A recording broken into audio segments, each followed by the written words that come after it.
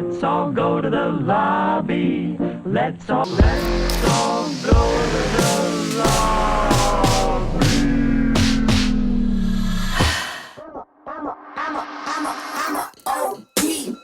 Know that they ride or die. I keep boys by my side. Know that they ride or die. I keep boys by my. What's up, guys? Welcome back to another I'd Popcorn for That review. I'm Chris. I'm Nick. And today we're here to talk about a movie I'm pretty excited to talk about. It's complicated, it's pretty long, but this is a very scary movie. And it's called The Wailing. So this came out in 2016. It's a South Korean film. It's got quite a reputation right now of being one of the scarier movies you're going to see. So I thought we'd talk about it. It's a mystery horror, and the mystery part is definitely there, and it gets a little complicated at a couple times. There's at least two times in this, like 2 points in this movie that I certainly needed clarification on, and so I've done a little digging around. So we're going to get into the spoilers of it all. So we'll talk in the beginning about spoiler-free stuff. I'll give you a hard warning, but at some point we're going to get into the details of it, so you should watch the movie if you're going to watch that part. Yeah, let's get into it. What are some things that you liked here or didn't like, or wherever you want to start? I mean, they throw a lot at you in this movie. They keep you on your toes, like up to the very end. You're just sitting there guessing, you know, is this a zombie flick? Is this a possession flick? Are there demons? Is it some kind of infection? Like, are people just going crazy? And so you're just wondering up to the very end, and even after the movie ends, you're kind of like, they give it to you, but you're still like, well, what happened? What kind of happened here? Well, when the end happens, you are faced with, now you know some things, but you're like, well, what does that mean that was? So, yeah, it makes some things complicated, but I like this in a movie. It kind of reminded me of On the Silver Lake, where there's just so many things going on and so many little mysteries that are happening, where it's like, it is complicated, and at the end of it, you're trying to figure out what you can really piece together, but I still enjoyed the piecing together process. Right. I really some positives. I really love the cinematography here, which I didn't expect to find so much to like there, but there's some really gorgeous shots here of this particular part of South Korea. That word is a double meaning in Korean, so it also means the act of wailing, and it kind of gets lost in, you know, English translation. It still works as a, you know, to wail is like this deep cry of anguish, and there was a lot of wailing. A lot of that. Yeah. So we've got this small village. We've got our main character Jung-gu, his partner Il-gwang, and he's got a daughter Hyo-jin who plays a small role in the beginning, but he's our main character. He's a police officer, and when we first start interacting with whatever the crazy thing is that's coming to this village, it's from the perspective of sort of an uninterested party, like just watching this happen and wondering what's going on, but he's not invested in it like he will come to be. Yeah. So once this changes over from being a kind of an impersonal story from the point of view of a police officer or detective to a story about his family, everything changes. Like, his personality changes. He goes from being kind of a slacker, or like a, you know, he's a little bit of a lazy cop. He's not like fully invested in his job. He spends a lot of time, I don't know, he seems like he's not like maybe fully committed to his job in this moment, or at least not the way he will become. It kind of seems like his whole little department of the three people aren't the best cops in the area. They're all pretty goofy. Yeah, they're goofy, and like they're in the situations they're put in, they're kind of like running away from some of it instead of being like the people in charge that they should be. Mm-hmm. And I thought that added some like impact to the storytelling, because you see this guy really shift. You know, he grows a spine, he gets some courage in him, and it starts to be very much like, I'm protecting my family here. He's almost an unrecognizable character at the end from how he starts. One of my few cons is actually, it borders on like, the comedy aspect in the beginning borders on taking a little bit away from any of the scare impact or the dread impact of it all. But I think they might have put that in there at the beginning to cause even more of a juxtaposition when things shift to a much more darker subject matter and everything. But I mean, it does start really early with, there is obviously something really wrong happening in this village. They go to in the first few minutes of the movie, the first case they go to is like a family's been murdered by this guy. His uncle's there screaming at him, "Why did you do this?" And he looks like a zombie, or somebody who's been infected with some horrible skin condition. His eyes are like rolled back in his head. But that's just a little introduction to what might be going on. And as things progress, like, this gets a lot a lot wilder. It seems like it's all pointing back to there's this Japanese stranger who has come to town, and he sexually assaulted this woman. Ever since then, everything has just completely gone haywire. People are getting sick. They start to get sick and they develop like boils and rashes on themselves, and then it's only a matter of time before they're killing their whole family and themselves, and or not necessarily themselves, but killing their whole family. And so the mystery is, who is this stranger? Is he really what we think he is? Is he really who to look out for? There's another strange entity involved here. Shaman get involved. There's priests getting involved. There's different religions coming Yeah, at this. I So really like that part. It was like, I guess Buddhism. I thought it was Shinto at first, but like there's like the Buddhism, there's the Christianity, then there's like the traditional Korean shaman. I don't know. yeah, I don't know that, but it is a mixture of several different things going on here. Christianity doesn't get much to do Yeah, here because when we do come to the point of maybe we do need like a Catholic priest or something, the church is pretty reluctant to, or at least this priest that's in front of us is pretty reluctant to intervene in this at all. He just says the church can't help you here. You need to listen to what the doctors are saying. Well, that's all you're going to get from me, you know. So that doesn't go anywhere. But our main guy, Jong-gu's partner, is a religious man, and also, or maybe I don't know how religious of a man he is, but his nephew is training to be a priest. So that's kind of how we get Catholicism linked in here. But he, as this priest in training, is kind of taking it on himself to be like, no, I still think there's something I can do. There's some other positives. I think the acting in all of this is great, but the little girl, yeah, our main character's daughter here, is, I think, some of the best acting I've ever seen out of a child actor. yeah. She was I mean, really good. she's asked to do a heck of a lot here. A lot of screaming and crying, but also just, you know, she also has to act as her normal self too, and she does a great job at that. But just all through this, especially once she is possessed, she's asked to do a lot, and I think she met the challenge well. And I think it was interesting to weave Christian imagery and iconography and things through this. So it opens with a quote from the Bible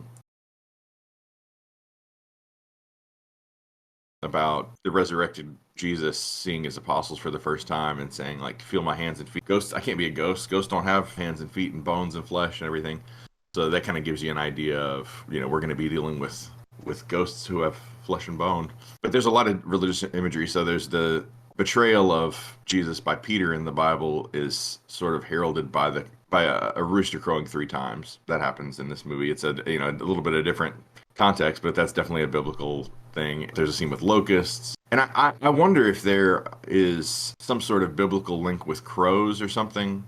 Because birds, like chickens and crows and things, play a role here. And I don't know, there might be some mythology there that I don't, I mean, fully yeah, know that could have been about. a link to one of the other religions that they were portraying as well that Mhm. we don't know enough about to say. I don't know how much more I can say without getting into spoilers. I thought the beginning was a little slow, but once it picked up, I got real interested in it, and Hmm. like gears started turning, like I was trying to figure it out, like, and they don't let you.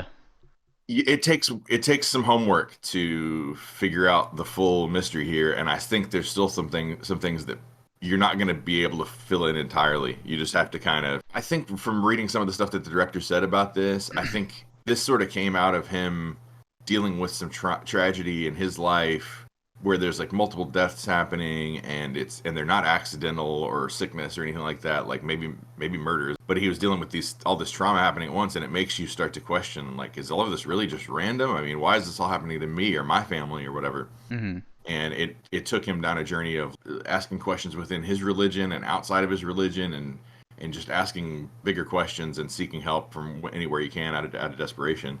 And so this movie came out of that. But there is also like a coldness or a randomness or an indifference to some of these things, death and sickness and everything. And I think part of showing this movie to you the way he does is to say, this is how life gets presented to you. You don't get all the answers right away, and you might never get some of them. And I think if you can get behind that, I think, it was handled really well. But yeah, there is at least one thing that I'll mention soon that I don't have any real answer for. It might not have a good answer. It might just be a random thing that happens in the movie, or something you just got to figure out for yourself. But I can't find the answer. But I like this a lot. I'm about to get into spoilers, so I love this movie. I really I thought this was like one of the better like thinker type horror movies I've seen. And apparently I just really love Korean horror movies. They Korean filmmakers make some good horror movies. They really do. But you are not gonna get. It doesn't look like you're gonna get a whole lot of happy endings out of Korean horror movies, but Yeah. we'll keep looking around. This is not where you come for much of a ray of sunshine. I'll probably put a timestamp below that says like when you should skip to if you don't want to see spoilers, because I think we should get into Yeah. spoilers of it all. Let's do it. But yeah, so you've got.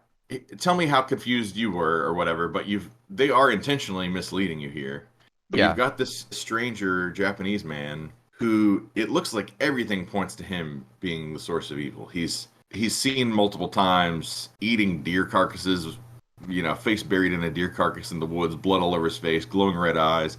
One of the times we don't know if that's a real thing or a dream, but multiple times this happens. He's like in a diaper in the woods. And everything seems to lead back to him as far as like everyone who gets this sickness, it progresses to the point where they lose their mind, wander around naked at night, kill their whole family. Mm-hmm. So everything's pointing to him. He's collecting items from these people. Yeah, he's got. They go to like his house to investigate and like try to ask him questions, and they find this little room hidden behind a little coat rack, and it's literally like just pictures of everybody who's been possessed and like little candles burning in there, and it definitely seems like he's playing a part in this somehow. And it's like pictures of like the progression along the way too. Like some of these people, it'll be when they start to get sick, and then after they're dead. And there is a lot of brutal imagery here for sure of the aftermath of these murders and things. And it just seems like everything's happening in pretty quick succession. But at some point, they go to a man who had seen him. He was like a hunter. He kills this deer. He tries to put it on his back, and he stumbles and falls and bonks his head on a rock. He's passed out, and when he wakes up, he sees this guy eating a deer. And so this is our like source material for where do we find this guy? Where does he live? Where do we? And they actually convinced that guy. I can't believe he went back out there after as terrified as he was. He's really begging them not to go out there, but they convinced him to take him out there. And this scene's crazy. Yeah. They find the spot in the woods where he must be. There's all these dead carcasses of animals around, and there's a point where I don't actually remember exactly what happens to. There's kind of a struggle. Yeah, they get into a little scuffle because they're basically like, "Hey, no, keep coming with us to show us exactly where the house is," and he's like, "No, I've taken you as far as I'm gonna go." And they get in a little scuffle and he knock him down, and he falls down like a lot like he did the first time. Like he's gonna be sick of this spot of the woods. When he gets back up, he's like cursing them, and he says like, I hope you get struck by lightning." And then he gets struck by lightning. Yep. And I was like, okay. They don't really go a whole lot further with that, except to say that like we see him in the hospital afterwards, and his mother is either saying mother like, or wife, I don't know. Yeah, weird that I don't know, but I also don't know. But she's saying like, oh, all that drinking all that health tonic, and just to die of being struck by lightning and whatever, and then she like gives credit to the tonic to saving him from so he didn't die completely from being struck by lightning. And that tonic I think was a little. I think they were talking about this like wild mushroom tonic that gets blamed for the initial infection that's going around town. Like, oh, it's just people going crazy on these mushrooms, but. Eventually, both of our main two police officers here are like, it's not just mushrooms. So it looks like it's a stranger, but then there's this weird scene that it's an interesting way to start this. And I've read after the fact. I didn't catch this, but I've read after the fact. This is another like biblical thing. But if you know the story from the Bible of the like cast the first stone and the Jesus with the prostitute that all these people are wanting to stone, and he says, "Ye who is without sin cast the first stone." This woman is like they're sitting down talking about this case, and this woman is throwing rocks at them, just gently like tossing rocks at them.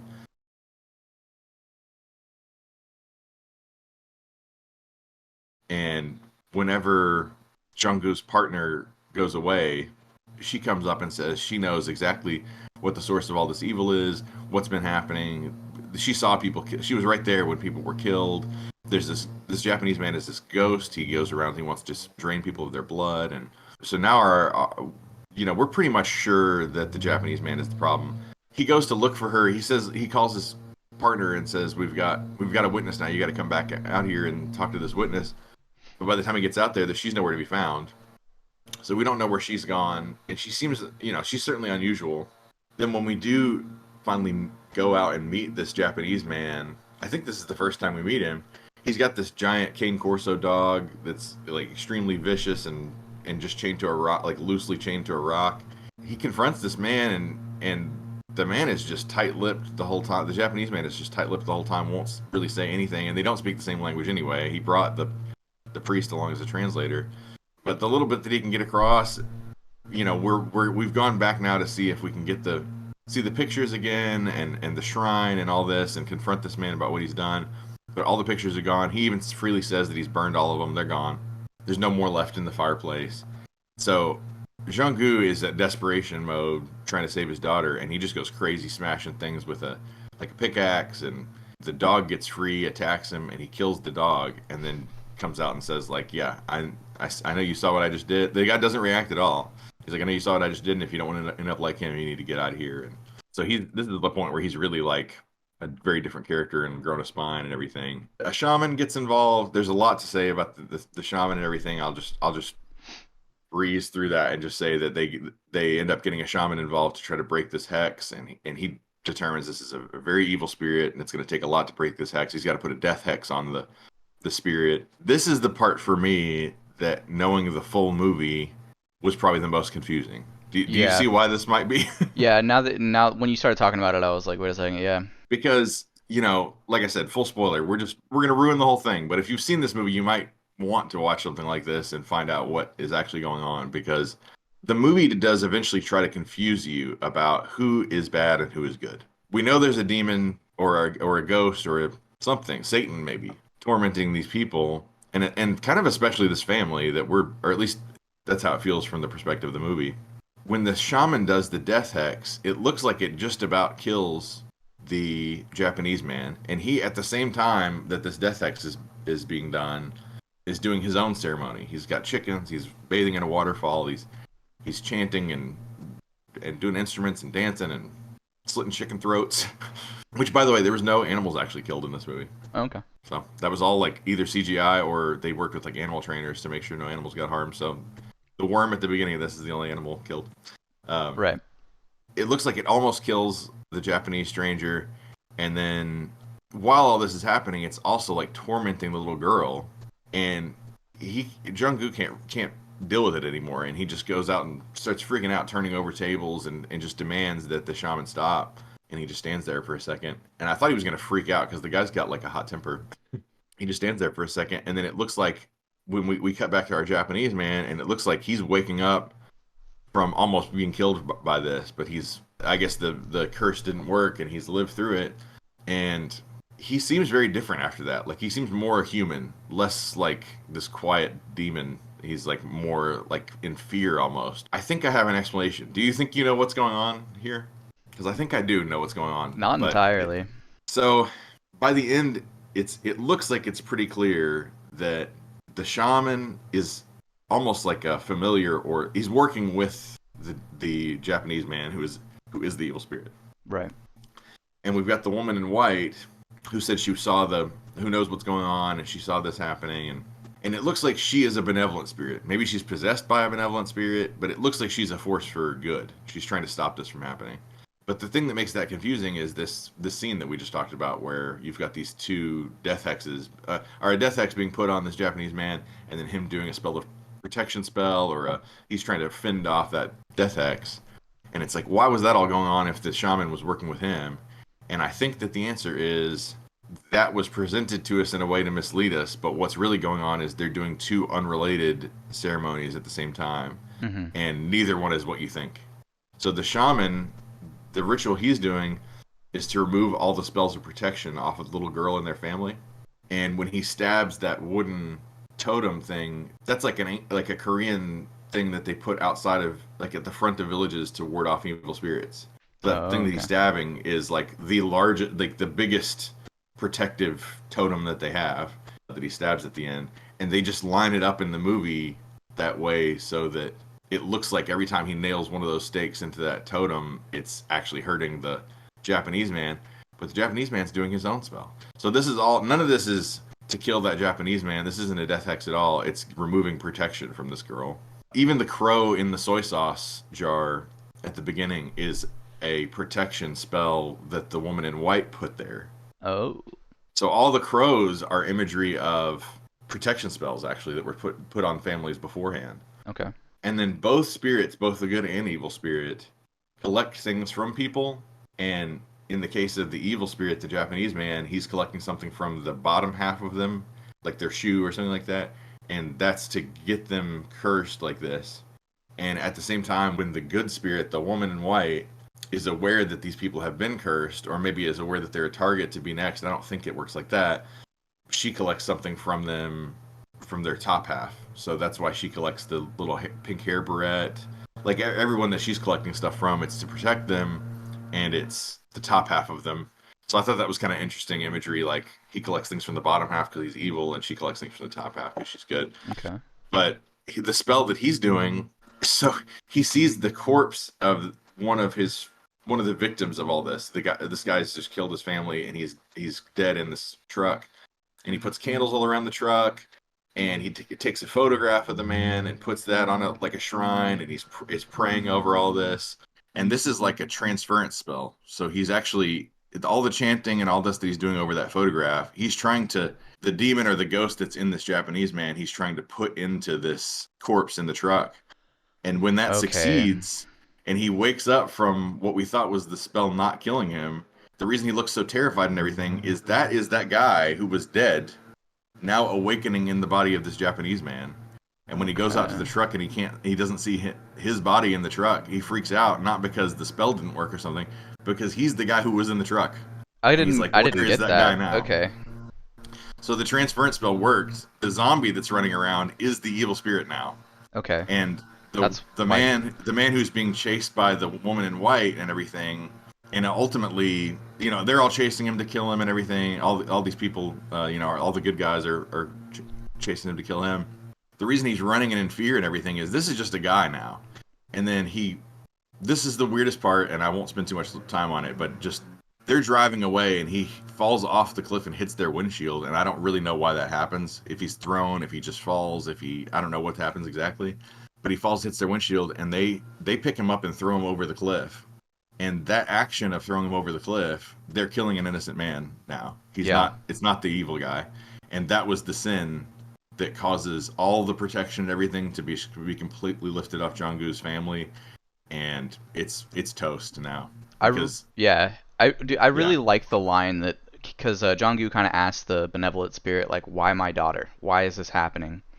And she's like, he's just fishing. He's just throwing a hook out there and seeing what he catches. And that's like the beginning of the movie. It shows the Japanese guy hooking a worm and fishing. So it's kind of like imagery of what he's actually doing. and it's like by the end, he's so close to just letting the good spirit do their work here and save his family, but he can't wait. And the rooster crows that third time. He passes through, breaks she's got like a trap laid. He breaks the spell. He gets killed by his daughter. It's all over for that family.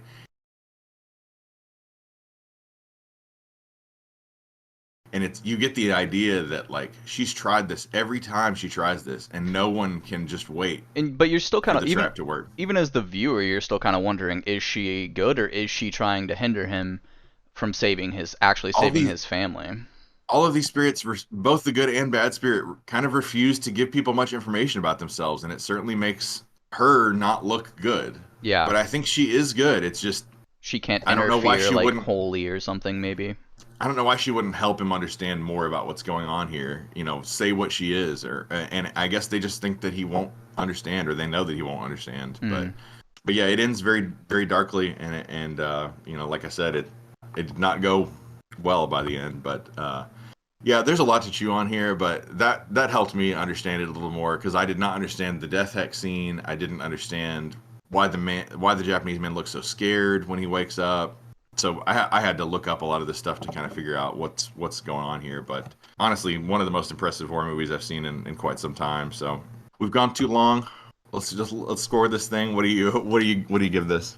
I give it like a 7.5. It was really good. Like I said, it took a little while to catch me, but once it did, I was in for it. Yeah. Besides some little nitpicks, this is a movie I really liked a lot. I'm going high again. I'm gonna give it a 9. I'll return Nice. to this movie again for sure. We got a lot of movies coming up soon. Maybe one last special Halloween month video, and then We have The Holdovers coming up next. That's the next movie we're seeing in theaters. So stick around for that. We appreciate you watching as always. Hit like below if you like this. Share it with your friends. Hit subscribe if you haven't already. We're trying to get to 100 subscribers before the end of the year. Yeah, we're up to We would 60. We greatly, appreciate everybody who has subscribed. Thank you very much. yeah, all the views recently.